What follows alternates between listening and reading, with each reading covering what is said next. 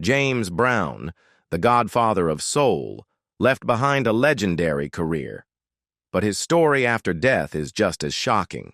His estate, untouched since the day he died, was sold for $90 million after 15 years of infighting. Meanwhile, his body was moved 14 times, and rumors of foul play still surround his passing. Was it really heart failure, or something more sinister? And what happened to his massive fortune?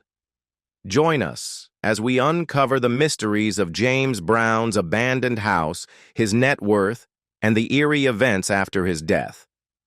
A peek into the estate of James Brown.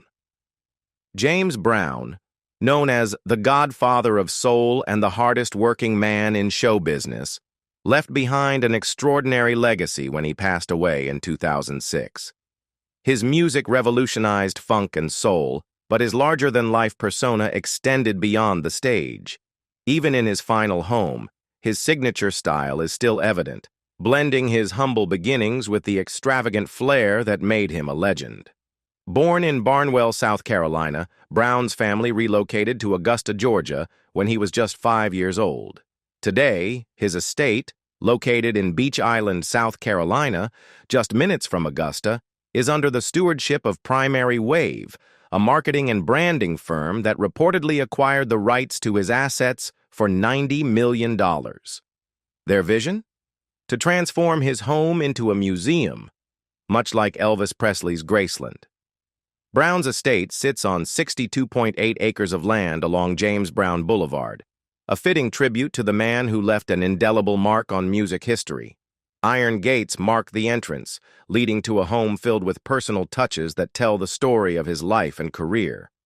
From monogrammed B signs scattered throughout the property to a festive foyer that remains just as he left it, the house offers a rare glimpse into the private world of a musical icon. One of the most striking details is the last Christmas tree Brown put up, still standing in the foyer. Apart from a few auctioned items, the house remains largely untouched, preserving the essence of the man who once called it home. A copy of Jet magazine featuring Brown on the cover remains on a side table, just as it was the day he died. Despite his fame, Brown never forgot his roots. Throughout the house, vases filled with cotton serve as a reminder of his early life and the struggles he overcame. Yet, his signature flair is evident in every corner, from the wood-carved walls of the family room to the black and white tiled floors and leather sofas, creating a space where he could entertain and enjoy time with loved ones. James Brown's home is more than just a house. It's a reflection of his journey, from a boy born in a wooden shack to one of the most influential artists of all time. As a young boy, James Brown did whatever he could to make ends meet. He picked cotton, scrounged for coal, shined shoes, and even performed buck dances to entertain troops at the start of World War II. Those early struggles shaped the relentless work ethic that later earned him the title, the hardest working man in show business. Brown's signature straightened hair wasn't just a style, it was a statement.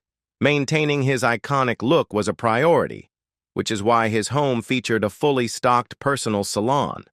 Shelves were lined with his favorite hair products, and according to his daughter, Deanna Brown, he had a standing order. "Give me everything you've got." Inside, dozens of hair curlers sit in a basket, while bottles and cans of styling products line the shelves. But the salon wasn't just for hair. A massage table and monogrammed towel made it a place for Brown to unwind after exhausting performances. Despite having an intercom system, Brown rarely used it. According to his daughter, he preferred to simply shout across the house when he needed something.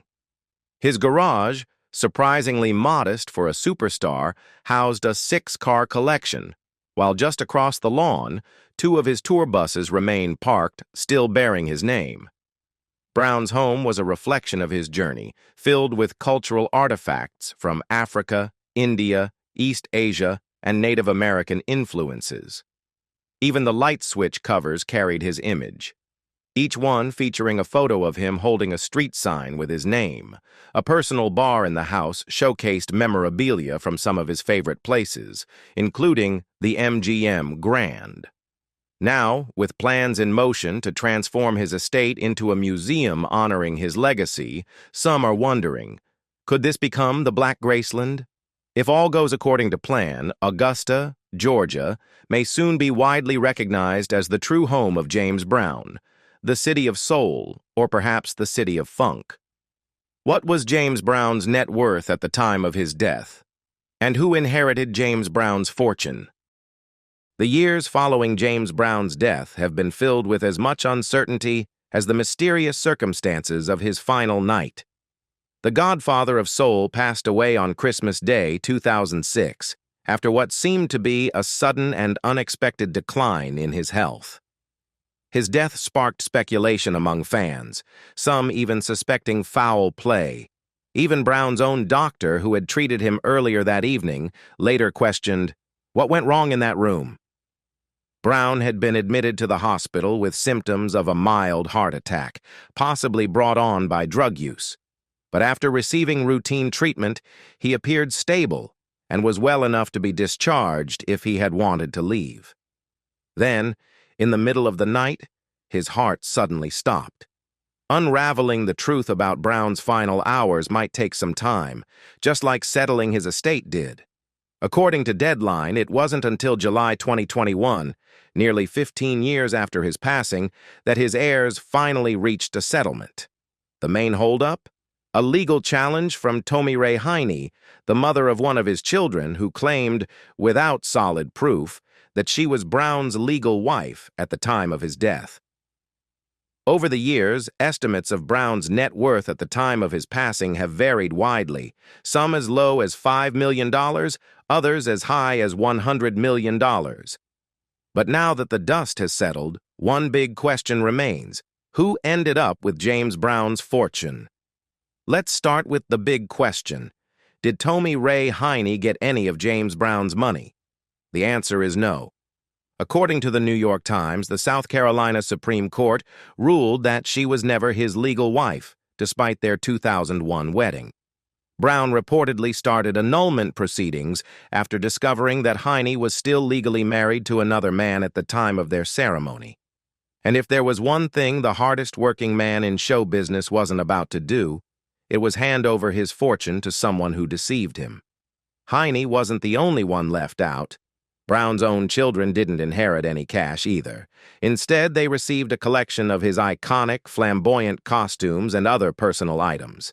The only reported monetary gift was a $2 million endowment set aside for his grandchildren's college education. Brown was famously strict when it came to money, both on and off stage. He was known for fining his musicians on the spot for missed notes or cues, flashing an open palm mid-performance to signal a $5 deduction from their pay. With that in mind, his kids might just count themselves lucky that they got his sequined blouses instead of a posthumous invoice. What's come out about James Brown since he died? James Brown rose from almost nothing to become one of the most legendary figures in music history. Born in a one-room shack in the woods during the Great Depression and partly raised in a brothel, he grew up shining shoes for pennies and wearing clothes made from sacks. But with his gritty, powerful voice, electrifying stage presence, and an unmatched ability to create timeless, infectious music, Brown secured his place as one of the greatest performers of all time. However, his legacy isn't without darkness. Behind the music and the showmanship was a man with a deeply troubling past. Brown was notorious for physically abusing and terrorizing his wives and girlfriends. One particularly horrifying allegation claims he kicked a pregnant girlfriend down the stairs. He also reportedly held fellow musicians at gunpoint, cheated them out of money, and left his own band stranded in Rome for 9 days. In 1988, while high on PCP, he led police on a wild, high-speed chase after storming into an insurance seminar with a shotgun, furious that attendees had supposedly used his private bathroom. After his 2006 death, even more shocking revelations surfaced. Then, in 2019, an explosive CNN investigation by journalist Thomas Lake brought disturbing new allegations into the spotlight, including claims that Brown may have been murdered. Here's what's come out about the godfather of soul since he died. Brown's bizarre remarks about death. Just months before his passing, James Brown sat down for a 2-hour interview with journalist Robert Chalmers, and from the very start, things took a strange turn. Before the meeting, Brown's longtime manager, Charles Bobbitt, issued an ominous warning. Interviewing Mr. Brown is like attempting to draw teeth from a lion who has recently been castrated. By you, he suspects.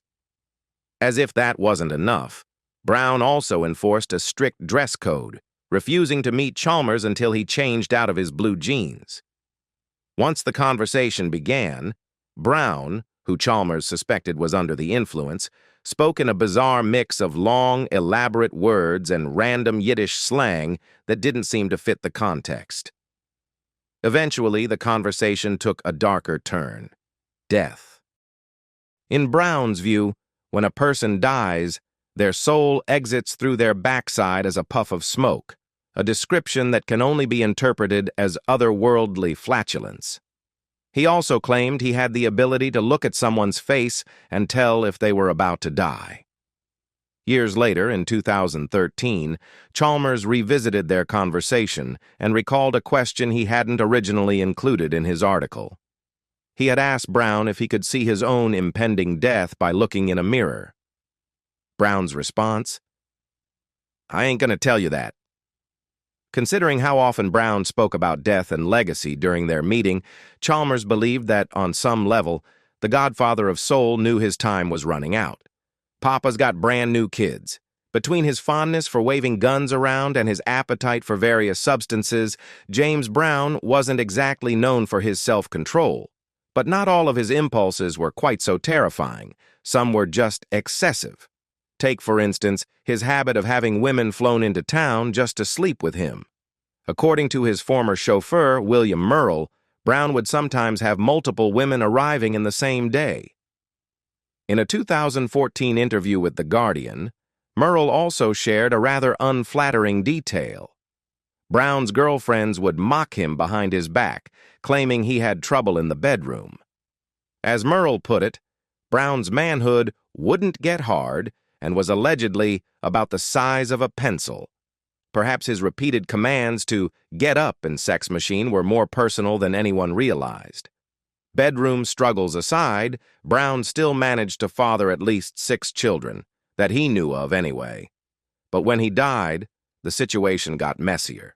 Suddenly, more people started coming forward, claiming to be his long-lost children and demanding a piece of his estate.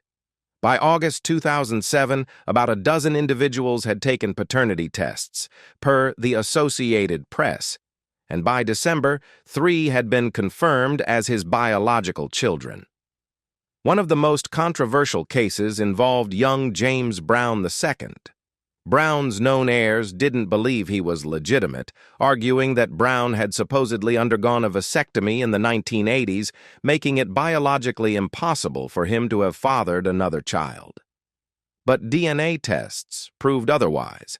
James Brown II was, in fact, his son. And as for whether there are still more undiscovered kids out there, with Brown's history, it wouldn't be shocking. The uncertainty surrounding Brown's body. The human body goes through some bizarre biological changes after death, but James Brown's body went on a journey that was even stranger and very real. Not only did he not rest in peace, but for a while, he didn't even rest in one place. According to his widow, Tomie Ray Heine, the singer's legs were cut off to extract bone marrow for a paternity test to confirm whether her son, James Brown II, was really his. This was necessary because Brown had been embalmed, contaminating other sources of DNA, and that was just the start of the chaos. In the 6 months after his death, Brown's body was reportedly moved 14 times as his family fought over his estate, which, as of October 2018, was still tied up in legal battles. The last known location of Brown's body was a crypt in the yard of his daughter Deanna. Legal documents obtained by CNN suggested that this was only a temporary resting place, but even that remains unclear. In 2010, Brown's daughter, LaRonda Peaches Pettit, claimed his body had disappeared, possibly as part of a cover-up to hide the real cause of his death. A funeral home director dismissed this claim, and Deanna, who was supposedly in charge of the crypt, also denied it through her publicist. However, when CNN's Thomas Lake investigated, he got conflicting answers. One lawyer said the location of the body was confidential, while another insisted it was publicly known to be in Deanna's yard. So, is James Brown still in that crypt? Was his body secretly moved? To this day, no one seems to have a clear answer, and the mystery only deepens. A whole lot of bigamy. Was James Brown married 3 times or 4? That seems like a simple question, but it took 11 years to get a final answer. The confusion started back in 1997 when Tommy Ray Heine, whose name appears in legal documents as Tommy Ray or Tommy Ray, married Javed Ahmed. Somehow, that little detail slipped her mind because in 2001, she went ahead and married James Brown, despite still being legally married to Ahmed. Naturally, this was a problem, though apparently not for Ahmed, who already had multiple wives in Pakistan. Brown initially filed for an annulment, then changed his mind. Instead, Heine had her first marriage dissolved. Even then, it wasn't clear if her marriage to Brown was ever legally valid. And when Brown passed away, things got even messier. Heine was literally locked out of his house. Brown's longtime attorney, Buddy Dallas, dismissed her as nothing more than a guest in Mr. Brown's home. Determined to prove she was his legal widow, Heine took the fight to court. In 2018, an appeals court ruled in her favor, deciding that since Ahmed was already married, his marriage to Heine had never been valid to begin with, meaning her marriage to Brown did count. But just when things seemed settled, Brown's first wife, Velma, entered the picture. She claimed their 1953 marriage had never been legally dissolved, which would invalidate all of Brown's later marriages. Nice try, Velma, but records confirmed they had officially divorced in 1969. So, after more than a decade of legal battles, the verdict was in. James Brown was married 4 times, and yes, Heine was his legal widow. The 9/11 remarriage vow. James Brown had a long history of brutal violence against women. Vicki Anderson, whose husband performed with Brown, told Rolling Stone that in the 1970s, Brown viciously beat his then-wife Deidre, saying, "The minute he buys you the first thing, if you're his woman, next will come those beatings." His 4th wife, Tamire Heine, also experienced his violent outbursts firsthand. In 2004, she called 911 after Brown shoved her to the floor and threatened to kill her while waving a chair.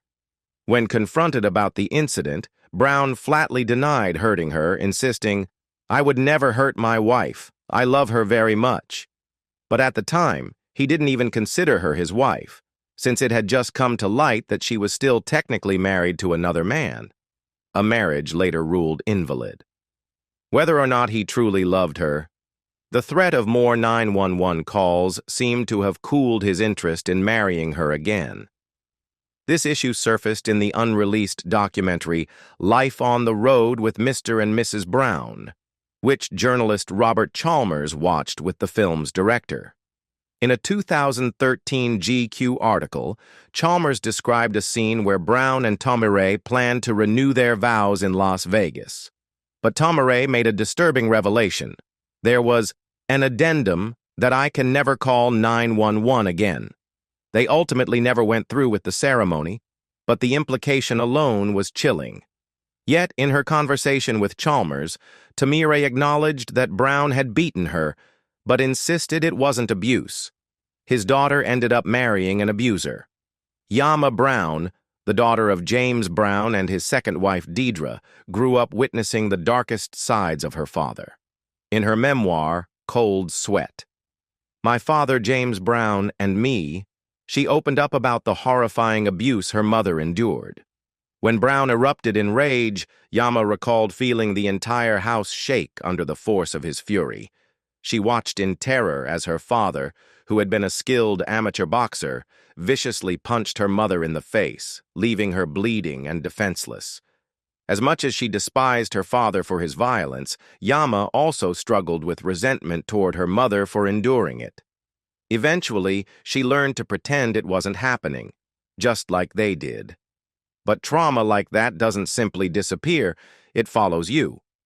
For Yama, that cycle repeated itself in her own marriage to Darren Lumar. At first, Lumar seemed charming, intelligent, and flirtatious.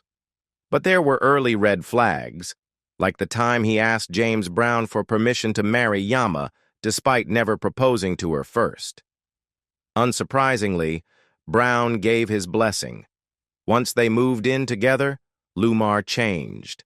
One day, in a jealous rage, he chased Yama down the street and shoved her to the ground repeatedly.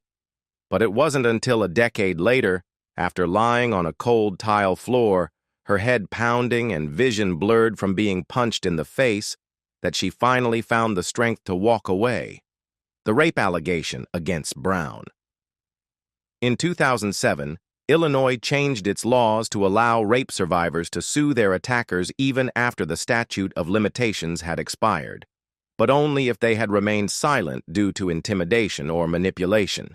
That change was inspired by Jacqueline Hollander, who sued James Brown for rape in 2005, but was far past the legal deadline to take action.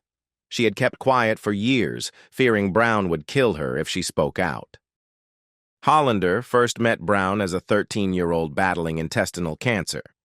Years later, they became friends and even recorded music together.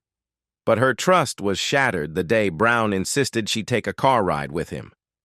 Speaking with CNN's Thomas Lake, she described how Brown, armed with a shotgun and possibly high, became increasingly erratic before driving her into the woods and raping her for hours at gunpoint. When it was over, he threatened that if she ever told anyone, he would kill both her and her family.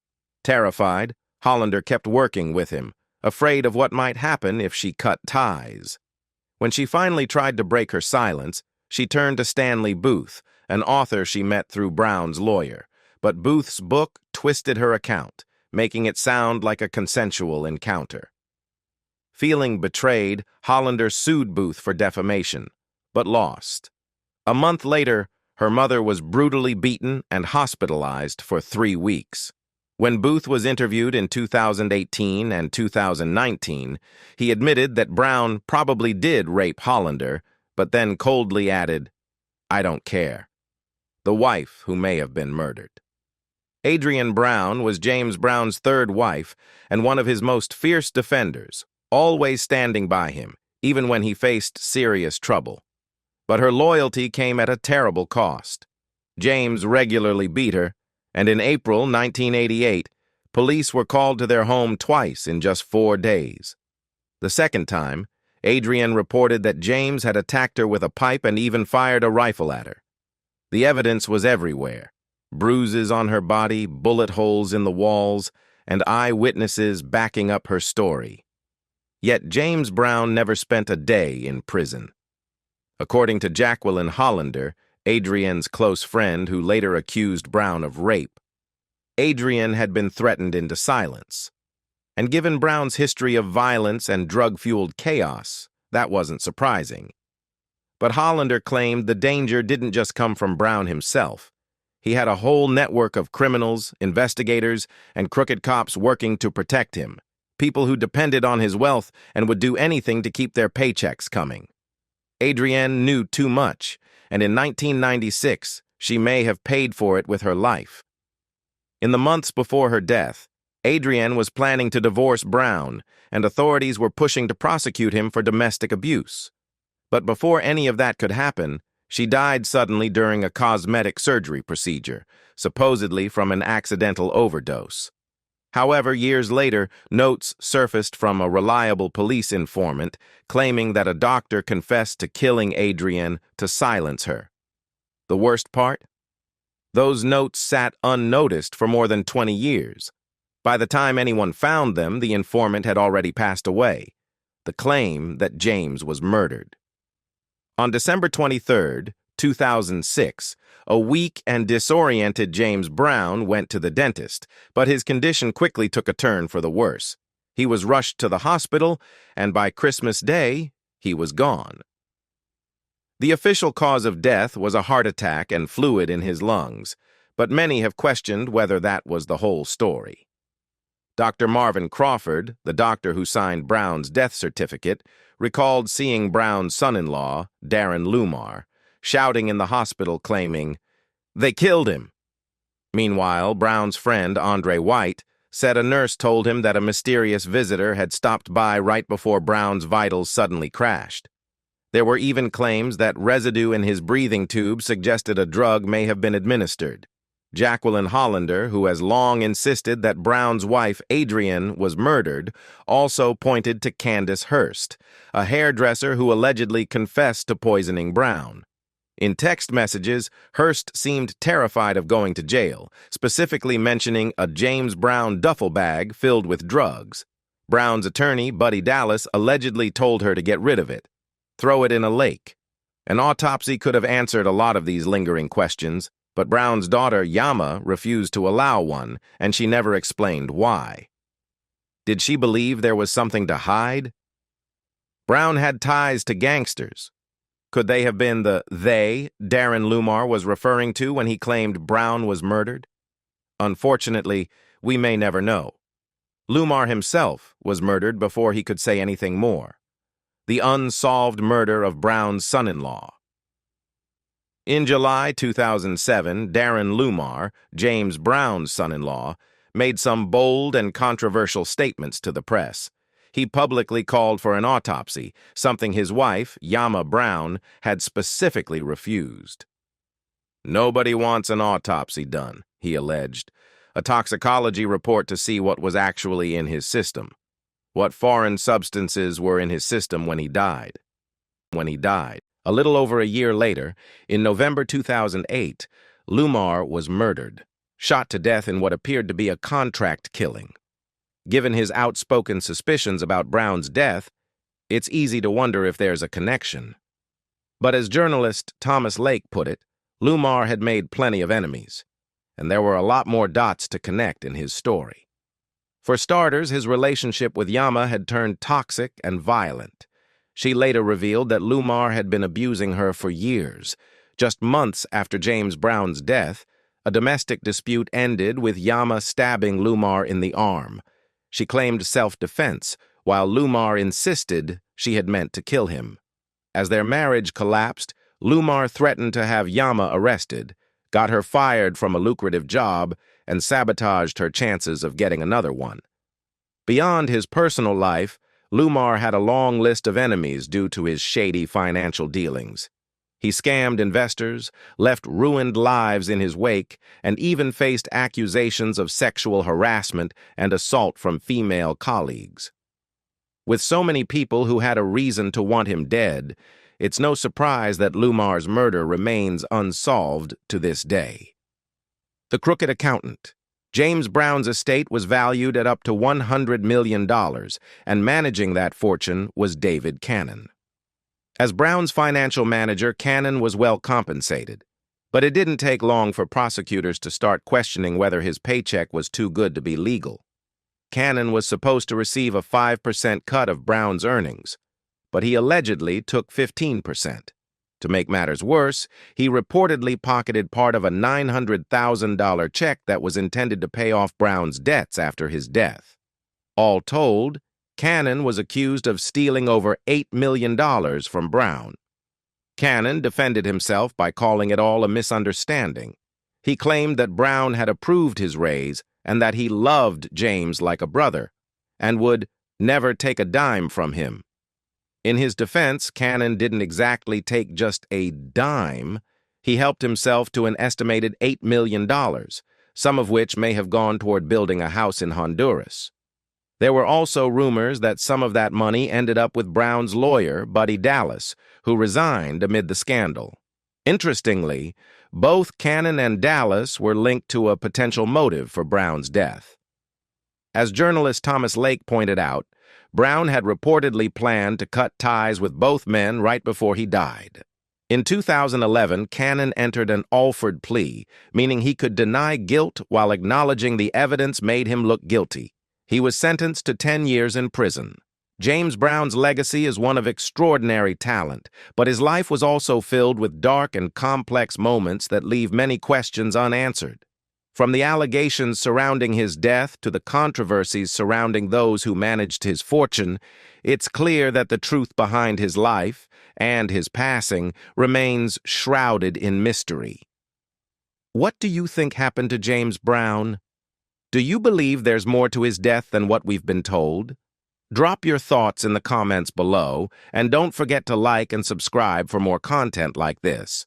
Until next time, bye for now.